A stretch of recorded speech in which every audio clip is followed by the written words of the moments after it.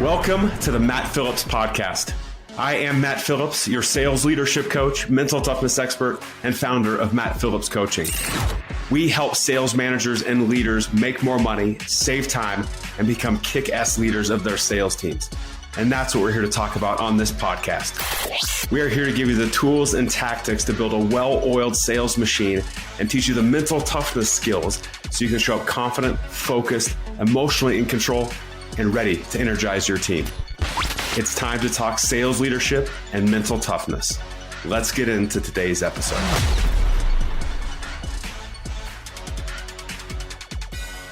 Hey, it is Matt. Welcome back to today's podcast episode. Excited to be with you today because we're here to talk about this concept of sometimes money is not the answer to your problem. And this podcast really came out of a discussion I had last week with one of my clients, and we were talking about just, budgets and how to get the most out of, people and the way things were set up. And it started us down this really interesting discussion that I knew I had to share with you on the podcast today. Because I think sometimes as, sales leaders, we get into this mode of like, well, we have this problem if we just throw money at it, right? Not necessarily in a negative way, but if we hire more people, or if we go get that new fancy tool, or if we get this or that or the other, then the problem will go away. And I think there's one step that this CEO and I talked about that is missing in this that I really wanted. That's the point of the podcast today, right? I'm not saying spending money is bad. I'm not saying that you should not spend money. I'm saying we're missing a critical step to make sure that we really should be doing that. And when I started talking to the CEO about this concept, I kind of flashed back to when I started my business, actually over 11 years ago now. And there was this concept floating around my head because when I started this, I didn't have gobs and gobs of money sitting around, right? Where I was just like, ooh, I get to have every bell and every whistle and just spend. Like I was starting from not a lot of money, right? So I had to make sure that I was being a good steward of that and using it wisely. But there were certain things I would hesitate on spending on because I was like, oh my gosh, is there going to be a return on investment? And there's all these kind of what ifs behind every bit of dollar spent. And then I'd hear people talk about, well, you got to spend money to make money, right? And so what I didn't realize at the time, and boy, if I could, maybe I'll have a whole podcast episode on the money mistakes that I've made over the, past 11 plus years running this business. But there were certain things where these problems would arise. And I'd think to myself, got to spend money to make money. And so I'd throw money at something or someone to help solve my problem. And looking back, because hindsight is always 20/20, I also missed this very critical step that I'm going to share with you today. And I could have probably saved a lot of money if I'd have been willing to invest some time in this area. And so without further ado, what we're here to talk about is creativity. Creativity in solving the problem and thinking differently about it and coming at what issue you're facing from a different perspective with no boundaries to be able to let the mind think freely and openly about the possibilities of solving that issue. And this is what I talked to my client about. Of how do we get creative around some of these things? Because I think our initial reaction as leaders of teams is like to throw money at things, right? And especially when we're in budget season right now, and we're thinking about 2024 and what it's going to look like, and where we spent money, where we didn't, where we can reallocate money. This becomes a big issue, right? Of I have this issue, I know it's a pain point, and I want to solve it. So give me more people, that new system, that new process, that new consultant, and then with money. And I see it over and over again with clients that I work with as well. As you fast forward a year, and the same issue exists. So how do we get ourselves in a state where we can be creative about it and try to figure out, what are we not thinking about? What are we not seeing that we should be seeing that can solve this issue right now without potentially the use of a ton of funds? It can be a ton of fun, but without a ton of funds, dollars that we have to spend on it. And again, I'm not saying spending money is bad. Please don't take it that way. You may have to spend money, but we have to start looking at this differently. And I was reminded of a couple different exercises that I've been through. And I'll tell you a couple stories with this. One, I was working for a big Fortune 500 company. I was in an operations role at this time. And I had the opportunity to go take I believe it was like a day and a half Six Sigma class. And so those of you not familiar with Six Sigma or black belts, green belts, if you ever heard of any of this stuff, it's basically a process improvement philosophy, right? Kaizen, like all these different kind of words that you hear is this kind of Six Sigma world, right? But it's how do we look at our processes and figure out different ways to attack them and get creative about them. And I remember this one exercise that this just fabulous, leader of this program took us through. It was kind of cool. I'm sure they repeat it over and over again at every company that they are at. But they start out with this process where it's like 15 steps, let's say. I can't remember the exact number of steps, to be honest. But let's say 15 steps, right? So you have this transaction happen and it starts here and ends here, and there's 15 steps in between. And then the challenge for this group, for our training class, was to figure out how many steps we can take out. Like, how do we make the process more efficient? And we could ask lots of questions. We could, ask for data and ways to analyze and understanding pain points. And there's this whole methodology behind Six Sigma, right?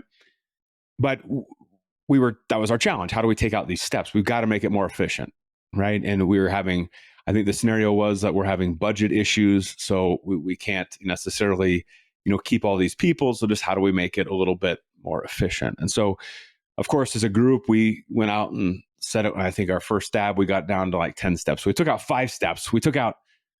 That's a pretty big percentage of steps from 15 to 10. And so we were pretty proud of ourselves. We took out the logical stuff, right? And again, we're cognizant of all the downstream impacts, right? Because sometimes when we make decisions in a leadership role, and especially if you're in sales, like there are downstream impacts, right? If you change one thing up here, something's changing down the line. And you have to either communicate that or make people aware to make sure we're not screwing something up, right? So in this scenario, we were worried about compliance and legal stuff, right? So if we change this, does it impact that? So we had just different things you have to be aware of when you're changing things and being creative. So we were feeling good about ourselves. And, the instructor goes, well, we got to look at it again. I believe you can get it down to 5 steps. We're like, what? 5 steps? Come on. And so he took us through this exercise to put us in this creative state to really, really start asking questions differently and getting creative and stop putting these boundaries on our thinking, right? Because I think we do that all the time. Like we put our boundaries on our thinking of like, well, we can't really do that because that's not the way things have always been done. And that's outside the box. But sometimes it takes outside the box thinking to creatively help you execute and remove those roadblocks, right? And lo and behold, through this creative thinking, we actually got down to 5.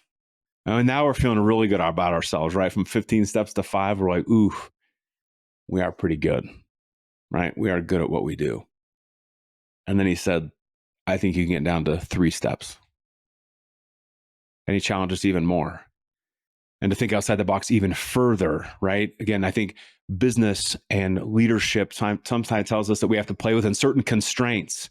And again, we're not here to create a bunch of risk for our organization or for our sales team or anything like that.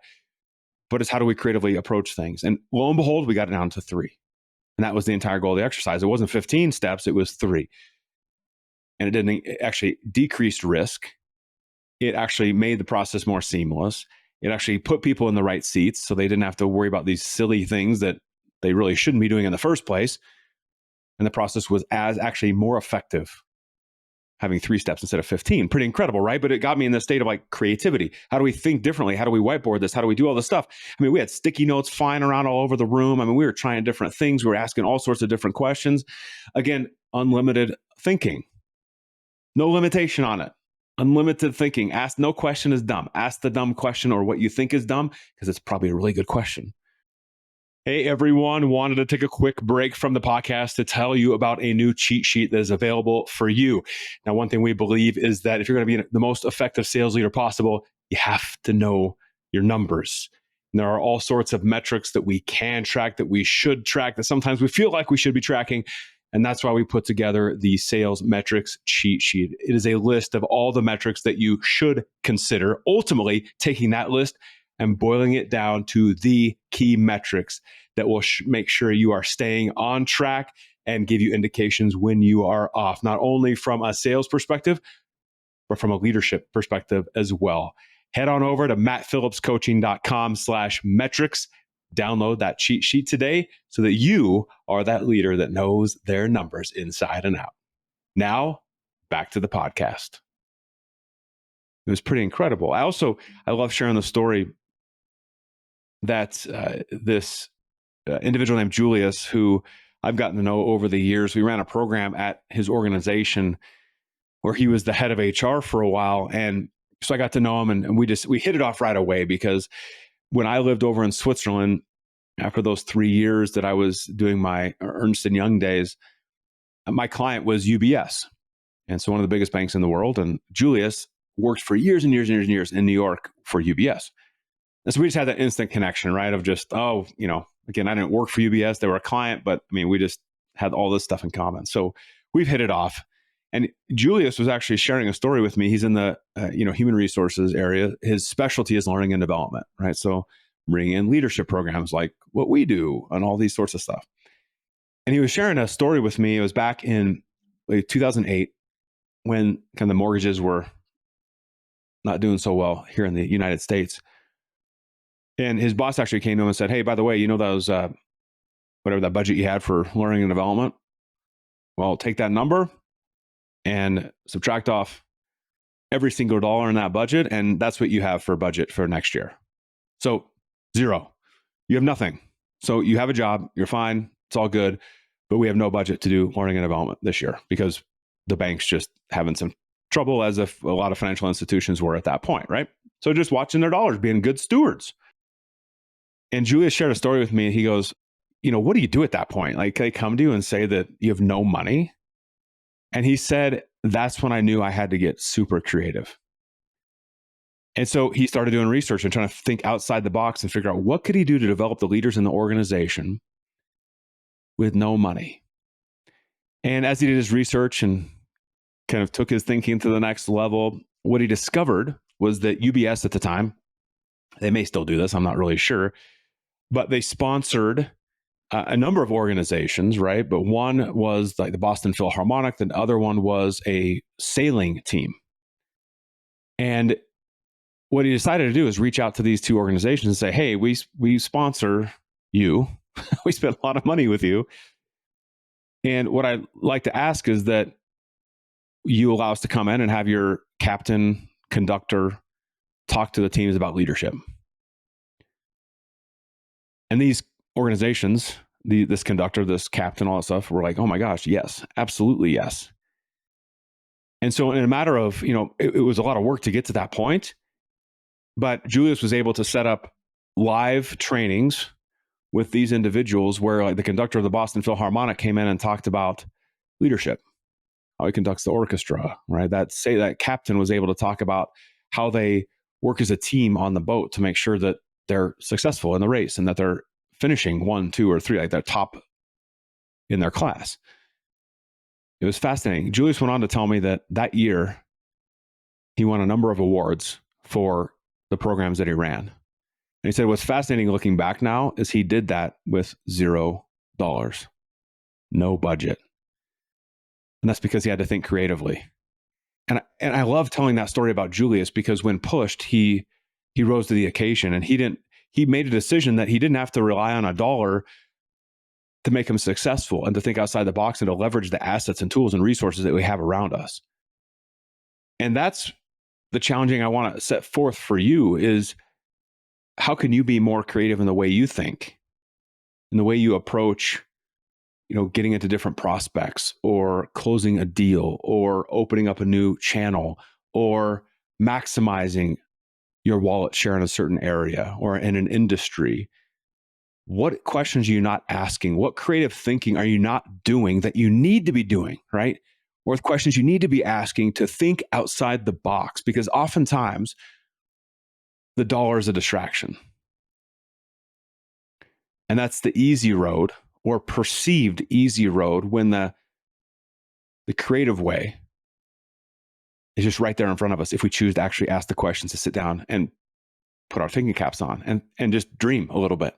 It's right there. It's right there for us, just like with Julius, right? Just like with us taking a process from 15 steps to 3. But it takes a couple things that I want you to really think about, right? Of like, one is like time. You hear me talk extensively about time, ROT, return on time. It's not return on investment, it's return on time. And this creative thinking takes time. Carving out a substantial amount of time, getting the right people in the room, and you setting the boundaries, the guardrails very, very wide of saying, ladies and gentlemen, we need to think outside the box here, right? We need to get creative because we're not seeing something that's right in front of us, right? So I'm not saying this option here to go hire that person or buy that little tool that bolts on to Salesforce or HubSpot or whatever CRM you're using.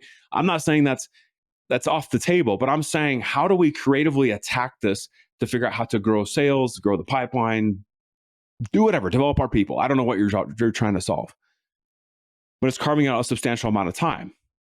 And that's what Julius did. That's what we did in this Six Sigma class was, again, markers, whiteboards, sticky notes, and we just asked question after question after question to try to get to the right answer. And luckily, we had the right people in the room. I know Julius had the right people in the room to help figure out how they creatively attack this. And talking with this client last week, I know that we started talking about how can the team creatively sit down, carve out time to start really diving into what's the core issue here, right? That we may spend money on, but what's the core issue here that we can try to solve now that we may or may not have to spend that later?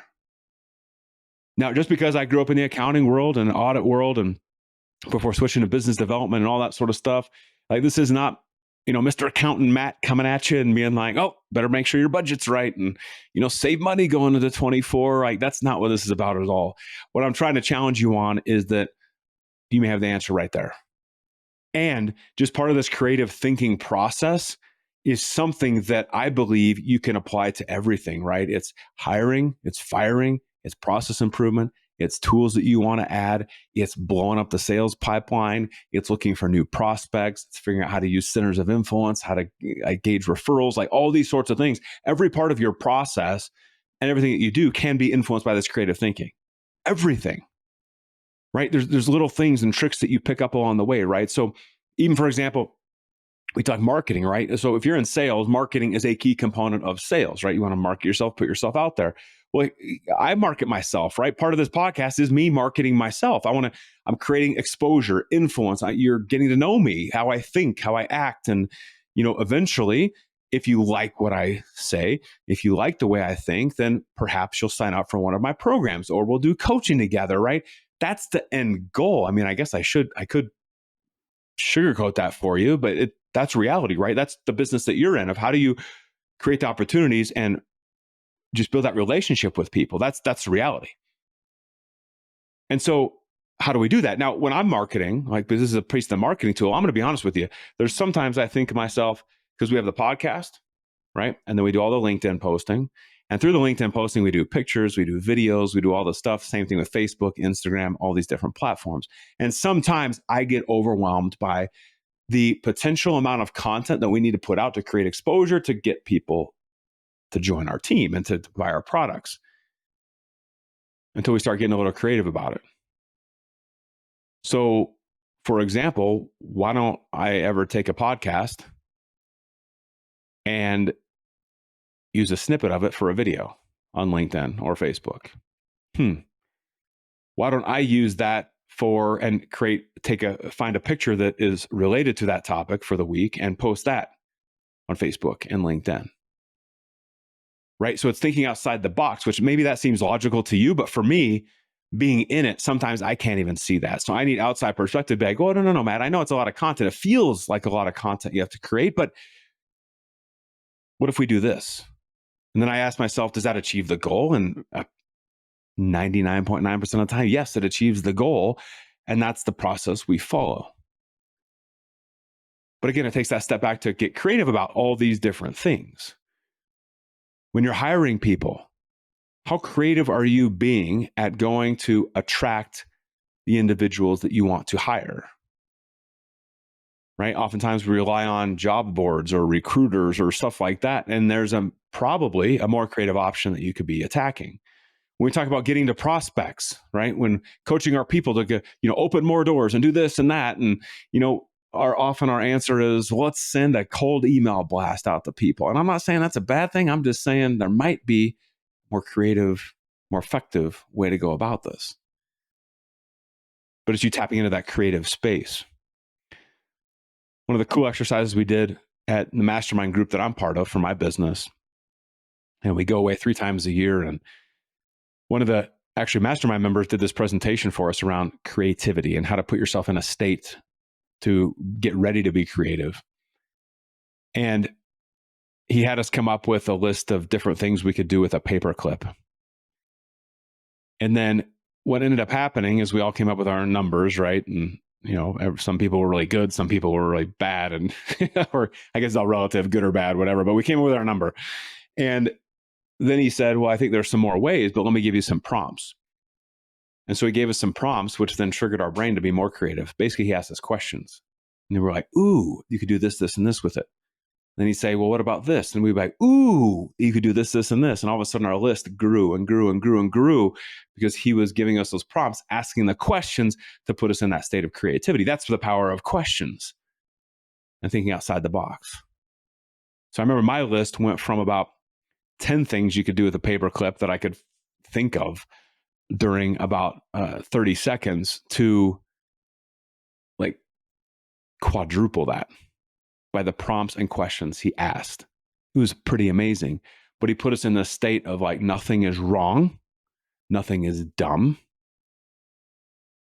Just think and nothing, just go. It was pretty incredible. So for you today, I want you to think about like, how can you get more creative? How can you be more like Julius, right? How can you think more like him, where he has $0, has to be creative. He thinks outside the box and he does some amazing things and wins awards. Right? I wonder if you could help your salespeople get to the President's Club or whatever that is for, threshold for your organization and sales with 0 marketing dollars. I wonder how creative you could be. I wonder if you thought through like where you're spending money now and say, man, my goodness, like what if we took that to 0? What could we do? Like if I couldn't travel, if we couldn't go to those association meetings, if we couldn't do this, how creatively can I attack this? And you get the right people in the room and think outside the box and watch amazing things just unfold in front of you. And sometimes it's like, you kind of look and you're like, how did I not see this before? Because I know Julius was kind of like, how did I not see this before? It's because he was forced to look at it. So how do we integrate that into what we do on a normal basis? It's pretty darn incredible. So that's my challenge for you, is like, go through where you're spending money or how you're prospecting or how you're doing whatever, and be bold and be willing to get creative with how you look at things. Get out your sticky notes, get out your markers, get out your whiteboards, and just get creative. All right. Hopefully shifted your perspective today. As I do on, ending these podcasts every single time, I do want to invite you to our free training where we talk about how to build a world-class sales team and triple organic revenue growth in 12 to 18 months, and want to invite you to that. And frankly, when you hear me say that title of that free training, you might be like, that sounds a little hyperbole, maybe a little bit ridiculous, Matt. Well, head over to mattphillipscoaching.com/webinar, join the training, and I'll explain why it's actually not. So hope to see you on that training. Thank you for taking your time on the podcast today. And hey, can't wait to see you on the next one. Have a great rest of your day. Thank you for joining us today on the Matt Phillips Podcast. If you are like us, we know that you are here to do great things, to become the sales leader that makes things happen and drives big time sales results. We know you have that big vision, and we are here to help get you where you want to go. We're here to help you develop that unstoppable, rock solid leadership skill set and help you train to master the one true differentiator: mental toughness. We would love to be part of your journey. So if you are ready, head over to mattphillipscoaching.com and check out the ways that we can help. As always, please share this episode and make sure you subscribe by clicking the button below. Thank you again. And now, go crush the day.